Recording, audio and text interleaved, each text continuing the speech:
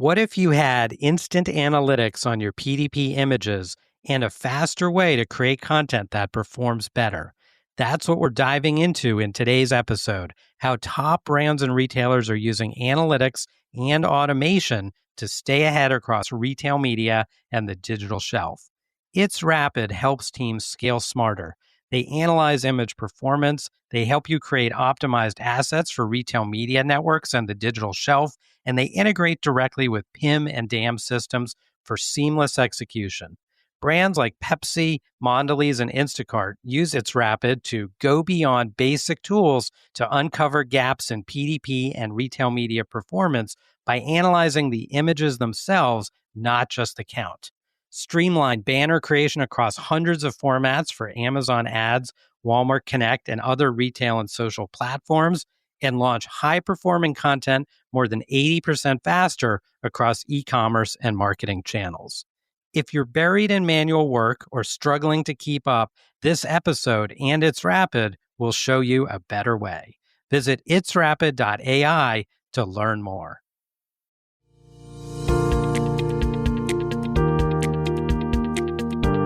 Welcome to Beyond the Shelf with Dave Feinlieb.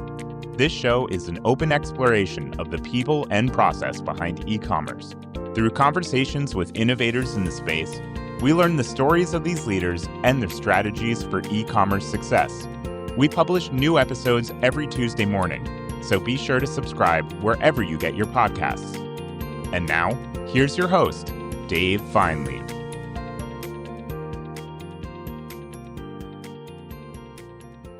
Welcome back to Beyond the Shelf. Today, we're joined by Murat Genc, President, Chief Information and Digital Officer at McLane Company, one of the largest supply chain service providers in the U.S. With a career spanning leadership roles at Procter & Gamble and Whirlpool, and early on with his own AI startup, Murat brings a wealth of experience in digital transformation, technology platforms, and innovation. At McLane, Murat is spearheading initiatives to modernize the company's digital infrastructure, enhance data-driven decision-making, and drive operational efficiency across its vast distribution network.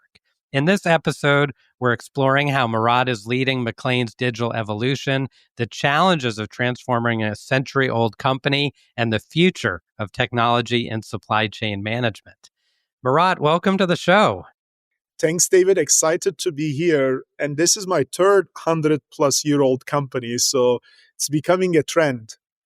You're an expert. Well, take us back. First off, how did you get your start in the space?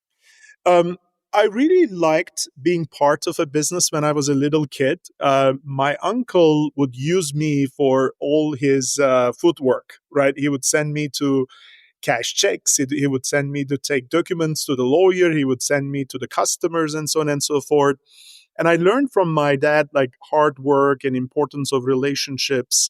It was back actually during when I was part of our family business. Then I went to college and I met computer science and AI. I instantly fell in love. And from there on, I was always part of kind of in the intersection of business and technology. You had a great training ground, if I understand you right, from your family business, and then also this early exposure to AI and tech, which is a great place to get started. You've been at some incredible companies, Procter & Gamble, Whirlpool.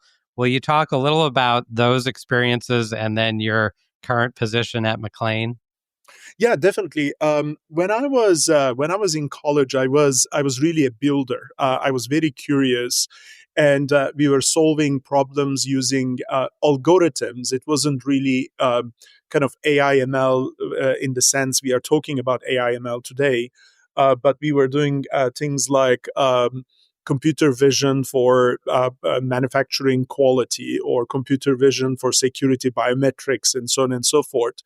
And it wasn't scaling, right? So the data wasn't there, the cloud wasn't there. I'm talking about 2001, 2002, and I was always really liking the application side of technology and computer science. And then I met P&G, and I've spent 18 years there, and really one thing led to another. So I was part of mega projects really early on. I remember when P&G acquired Gillette, it was a $50 billion plus deal. And I was actually project managing the acquisition back when I was in Turkey. And then it was financial crisis, and Russia was a huge market for us. And I was kind of parachuted to Russia to help transform our supply chain and customer and retail execution. And then I found myself taking e-commerce leadership role for Europe, India, Middle East, and Africa when e-commerce was just emerging. That is back in 2010s. And then as I was combining like e-commerce, supply chain, technology, retail, I was then shipped to China because e-commerce was already pretty big in China. It was a $8 billion market for P&G. And I took charge of that, transforming really our business model and all that. And then that led to me moving to Cincinnati, Ohio, right? So I remember our CMO and CIO at that time, they were like, we want you to come to Cincinnati into the headquarters and do what you did in Europe and China, but do this time for the total company. So that was really exciting. And I spent 4 or 5 years there. We rebuilt the MarTech EdTech stack. The customer data space was really evolving fast. We invented really Consumer 360 and coined it at that time. And then I was really always looking for new opportunities and challenges, and Whirlpool was right there. I think the opportunity to, really transform how people live with smart home products and with IoT and technology being embedded into the product itself, as well as like that complex supply chain, was really exciting learning opportunity. And I spent 3 years there. It was really great. We more than tripled the direct to consumer selling and our digital services revenue and all that.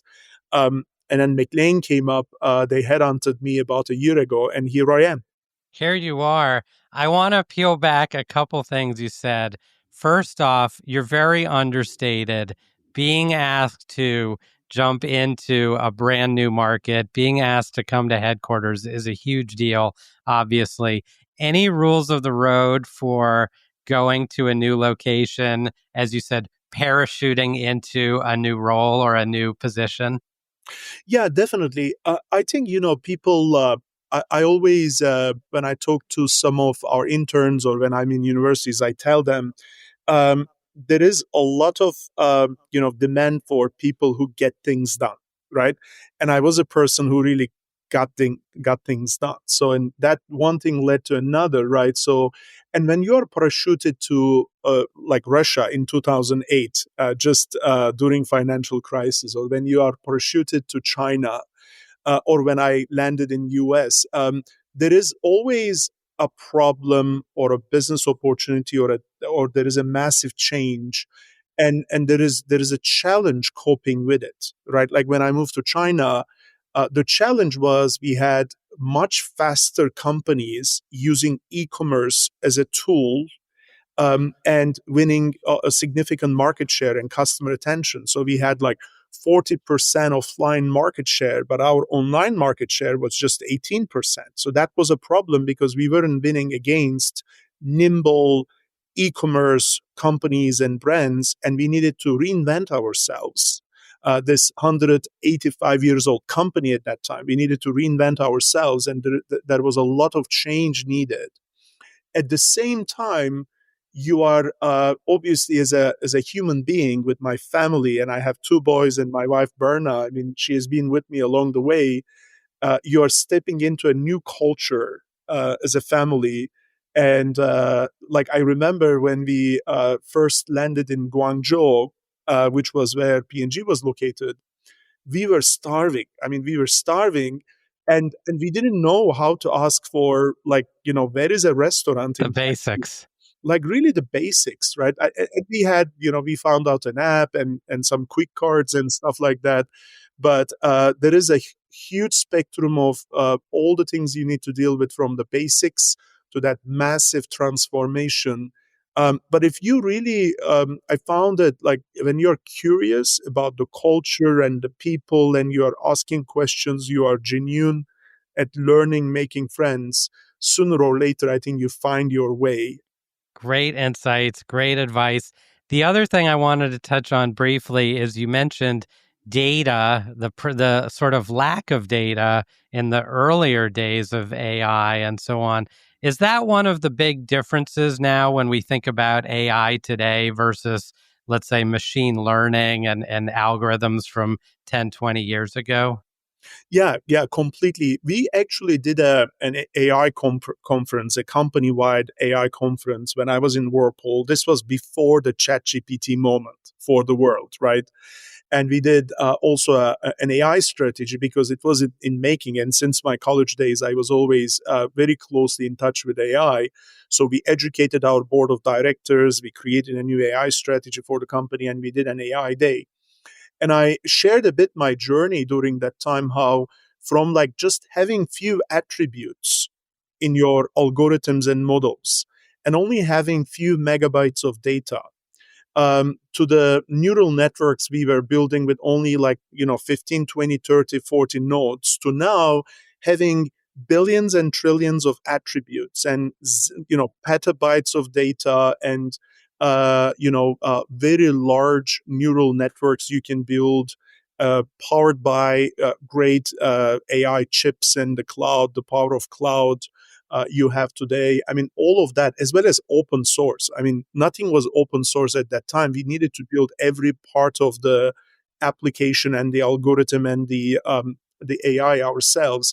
I think the all of that exponential growth got us to that chat GPT moment where it felt like magic. I mean, it's really computer science, it's really mad, but it really feels like magic. And it was thanks to all that exponential growth of data and compute and all that. It's that famous line about the overnight success being years in the making.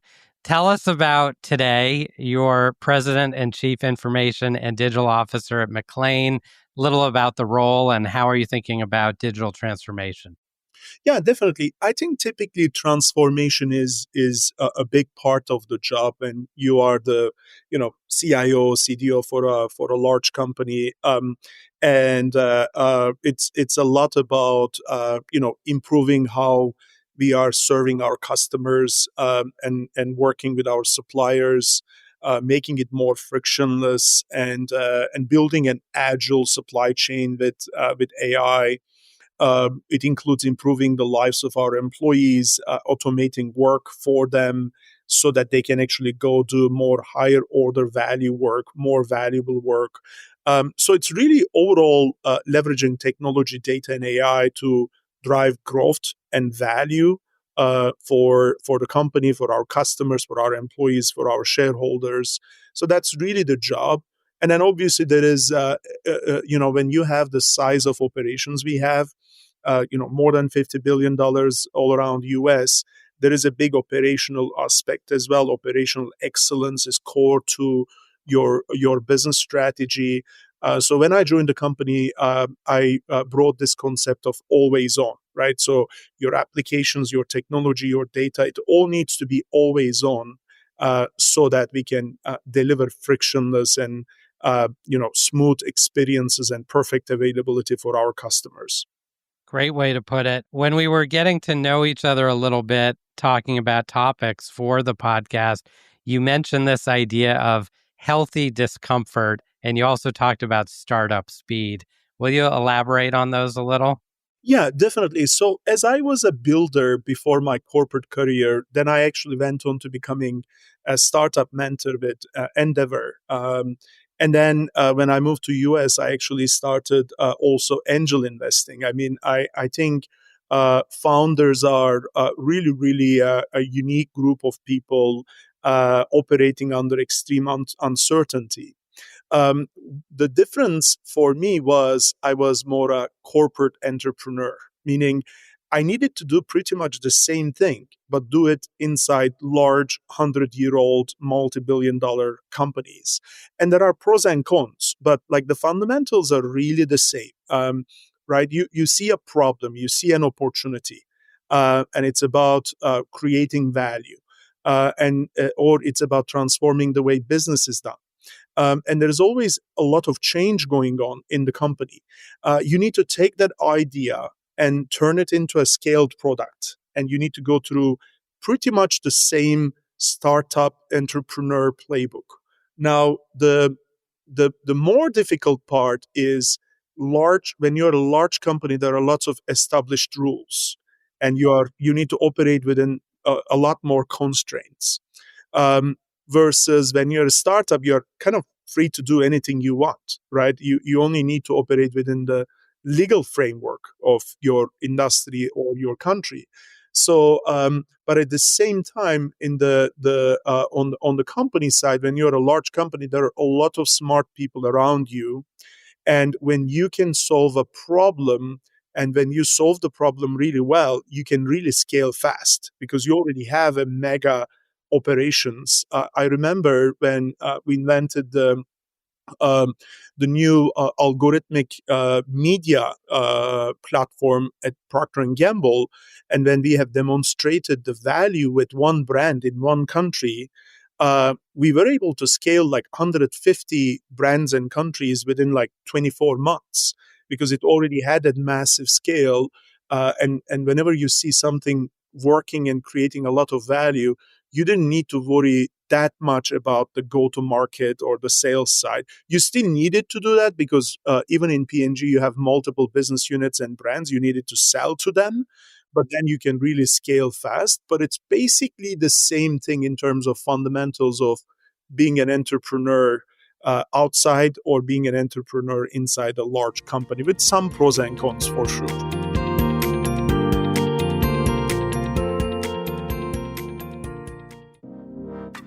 This episode of Beyond the Shelf is brought to you by It's Rapid. It's Rapid is the platform Pepsi, Mondelez, Instacart, and hundreds of other leading brands and retailers use to build personalized content at scale. Whether that's images, videos, or product descriptions for their product detail pages, shoppable videos or banners for their digital ad campaigns, or sell sheets for sales enablement, brands that use It's Rapid are able to produce high-quality, on-brand content on average more than 80% faster than category competitors. To find out more, please visit itsrapid.ai. Tell us a little bit about McLane. What are you working on, and how are you applying data, and what are some of the challenges and opportunities that you're involved with? Yeah, I mean, McLane is a great company, 130 years old.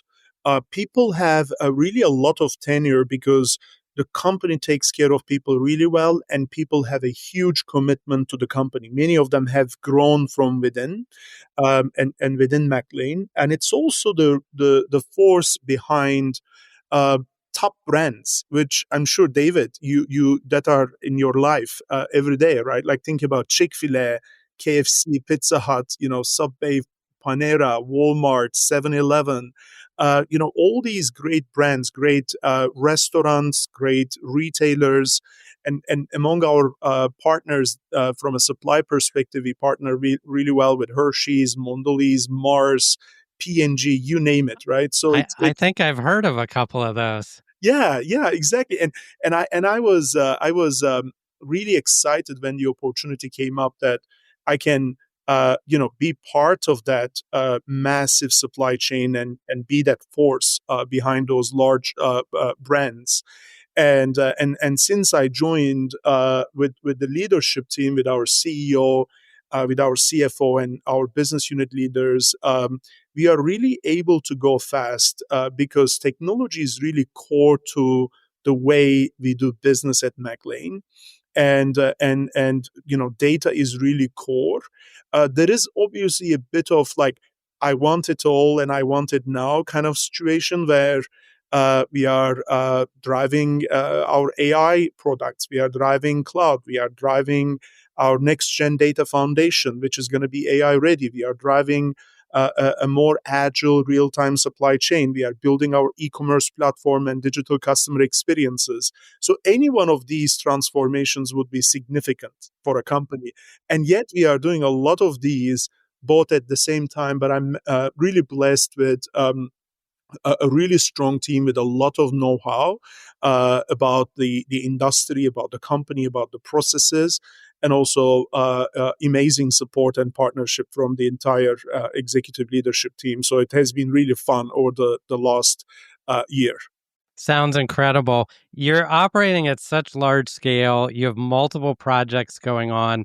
Over the years, have you developed a sort of mental framework for how you prioritize and scale and think about that level of scale?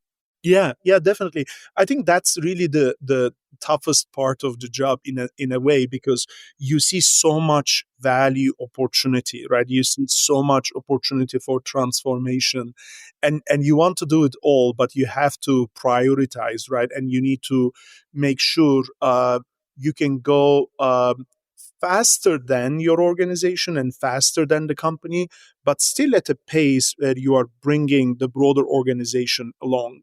So one of the things I did early on is I did a lot of listening and learning and shadowing with our sales teams, with our operations teams, with our IT teams. So it was a lot of learning and listening in the beginning. um, and then you start actually seeing some patterns. You start seeing some ideas emerge, and then you combine those into a bit of a design thinking. So I remember after like 2 months, 2.5 months I was in the company, I brought together the top 35 leaders in the company. And these are not just IT, technology, digital. These are from operations, these are from sales and marketing and all that. So we said, like, we need to build a new technology and digital and AI strategy. And it's not going to be the IT function strategy. It's going to be companies' technology and digital strategy. And, when people contribute to that strategy from the beginning, when you enroll them, when you pick their brains, when you combine them with the maybe insights you are bringing from outside, right? That combination is really powerful, right? That brings together the what I call the Venn diagram of three circles. One is the business need. What does the business need, right? The second one is the art of the possible. What's possible with technology and AI? And the third one is what's breakthrough for the company? What's going to move the needle? What's going to create significant value? And the moment you do that, I think the priorities start kind of unfolding naturally. And then you need to think about like the value versus cost, the readiness of the business to embark on that journey, the complexity and all that. Yeah. So all, good old 2x2s. Yeah. But those are some of the tools I use to most importantly not just prioritize but bring people along in those priorities. Switching gears, tell us a little about emerging brands. You've got a great program for that. And then how does that intersect with visibility and distribution? Yeah, definitely. So I think from my experience on the supplier and retailer side, brands are always looking for a way to grow distribution, which is core to growing their market share. On the advertising side, you are driving mental availability, meaning people are aware that you exist as a brand. And then on the physical availability side, you need to make sure you're capturing shopper attention in every channel. People are looking for your product, right? And that requires that distribution. And as we partner with large brands to drive distribution, national distribution, we actually created this emerging brands program as well, where companies who are inventing really innovative products, think about these drinks with new protein forms and mushroom, and think about these, maybe healthy snacks, and think about like really hundreds of thousands of very innovative products that are coming into market. The biggest challenge for those founders, those entrepreneurs, those brands is not just selling their products through direct to consumer, or through, whether it's Facebook or Instagram or TikTok, but to actually get offline coverage in like different retail channels. It could be convenience stores and so on and so forth. So that's exactly where our emerging brands program come. Given we have, tens of thousands of retailers counting on us to buy new products and discover new products, we provide that platform and service to emerging brands. It's almost like how you use Amazon for product discovery. Large B2B companies can use McLane to discover new brands that they can offer to their shoppers. What a great program. And speaking as an entrepreneur myself, the gap between you have the vision and being able to achieve scale and distribution often seems so challenging. So it's great that you have this bridge to unlock this market opportunity. It's really great. Speaking of B2B, tell us a little about your B2B discovery platform. Yeah, exactly. So as I said, it's as a retailer, you can discover new brands, new products that you can add to your portfolio. So those like market trends and new brands, what's selling is really important. And sometimes you get demand spikes. An influencer talking about a product, or there is a new event or a new concert in a part of US, and suddenly there is a peak. So it's not just the B2B product discovery, it's also, to your point, that supply chain, massive supply chain that makes sure we can place that product where the demand is. We touched on this a little bit, the early days of AI and ML. Tell us about where are we today in kind of the evolution of the space, and then how are you seeing it being applied to supply chain more broadly? Yeah, so I was talking to just a new person I met here in Austin, Texas, and her title is Chief AI Officer. And I told her, like, I think all CIOs are becoming AI officers in a way, because it's so becoming so core. I remember the days, like maybe 15 years ago or so, we said digital is dead because everything is digital. And I think we are kind of fast getting to a place where AI will be dead because everything will be AI inside, right? So I'm really excited about the journey, and it obviously brings its own challenges as well. But the way we are using AI is to process massive amounts of data to make smarter operational decisions about our network, about our route optimization, about our inventory levels, and so on and so forth. So there is a lot of what I call operational AI, which helps you make smarter decisions and improve your operations, optimize your operations. I think there is another dimension of AI, which is we call it democratized AI. So for all people, for all employees in the company, what is the right AI assistant or agent or algorithm which is going to help them do their job in a more productive and effective way, right? This could be someone in our legal department who's dealing with a lot of contracts. This could be someone in our HR department dealing with people. This could be our sales team dealing with a lot of customer data. This could be our customer service dealing with a lot of customer calls. So, how are we going to make our people more productive and effective in what they do? So that's kind of the democratized AI, the way we call it. So we are actually in some of these cases, it's already creating significant value.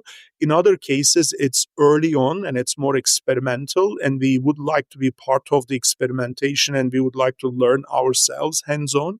I would say we have a way to go, but I'm really excited about the speed we are going, to the fact that we just hired a new head of AI and data. Sid, he joined the team just a month ago. He's ex Intel, Oracle, Lowe's, and that's the other thing. I mean, you really need to invest in talent. We just opened our Austin Tech Hub. Actually, this is the new Austin Tech Hub. I'm having this conversation from. It's really great, vibrant space, and it's right in the middle of a lot of tech talent that we would like to tap into. Yeah. Great use cases, by the way. You may have entrepreneurs talking to you about trying out their latest tech in those spaces. So those are great. Well, we're covered a lot of great topics. Rules of the road, wisdom for other leaders like yourself looking to drive digital transformation and bring AI, of course, into their organizations. Yeah, I think really everything, as I mentioned earlier, starts with uh, falling in love with the problem, right? Like, I mean, the traditional saying, like, fall in love with the problem. And when you fall in love with the problem and you understand the details of the problem and you go deep, and when you uncover that value creation potential, and when you then bring the right tools, technology, I think that's where really magic happens. But you need to really go start small. I mean, one of the books I really like is Lean Startup by Eric Ries, right? Like, so it actually talks about how you build an MVP. How do you learn fast about the customer problem, the customer need? And so I think when you apply some of those tools, then actually you can create a lot of trust as well in the company, because you need trust to create scale. Yeah. You need trust to drive change. I think you need to show people what is in it for them if they embark on this new uncertain way of doing the business, or this new way of running the company. So you need that trust, and to build that trust, I think you need to be really in the trenches. You need to make a lot of connections, but then also be courageous, because a lot of the time, I think people do not dream big enough. I think you need to really dream big and communicate that vision, and that energy, that passion can be infectious, right? Like you can get more and more people around you, like a snowball, to jump into that journey with you. And that's really where you create the flywheel to transform a company, right? And which is what I really enjoy doing. It's hard, but over time it also becomes addictive, and you want to do more of that. So, Well, the passion and the excitement comes through loud and clear. So great insights. I've got our rapid rundown for you. A few quick questions. Your thoughts on, first off, your favorite tech tool or platform that has significantly impacted your work. oh yeah, I mean, in the early days as a computer engineer, the emergence of cloud was really a huge enabler. And then I think it became for me like LinkedIn, because I can find anyone and everyone, and pick people's brain on pretty much any topic. And that's super powerful. And nowadays it's obviously the generative AI, right? Like it's LLMs and generative AI and the RAGs. I mean, those are great tools. A recent innovation at McLane that you're particularly proud of. I mean, well, there are many. I mean, I think one that I'm really proud of is our new generation customer portal MVP. It's an MVP, but there is quite a bit of AI inside, and it really helps our customers, the few pilots we are doing, uncover insights leveraging AI a lot faster than what it was before. Perfect. We touched on this earlier, but I'll ask it anyway. A book or resource that has influenced your approach to technology leadership. Yeah, I mentioned Lean Startup. I think that's really a great book. I think that's the one. Favorite hobbies? How do you unwind? I really don't think I need to unwind, because I really enjoy my job. I enjoy what I do. Love it. But I do like, a swim in the evening, and going to my kids' football games. I have 16 years old twin boys.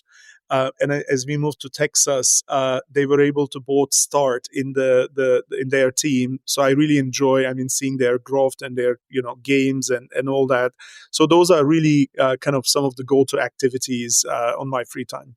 Wonderful. And what's the best way for our listeners to reach you?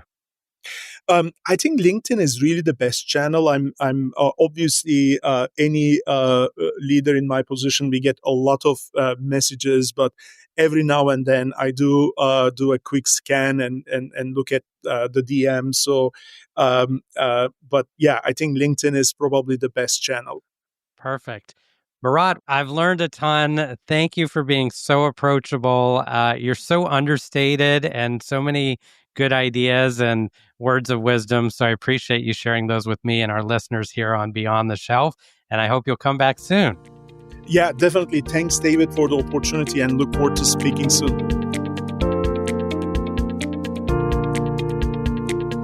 That's it for this week's episode of Beyond the Shelf. If you enjoy the show, be sure to like, subscribe, and leave us a review. It really helps us grow.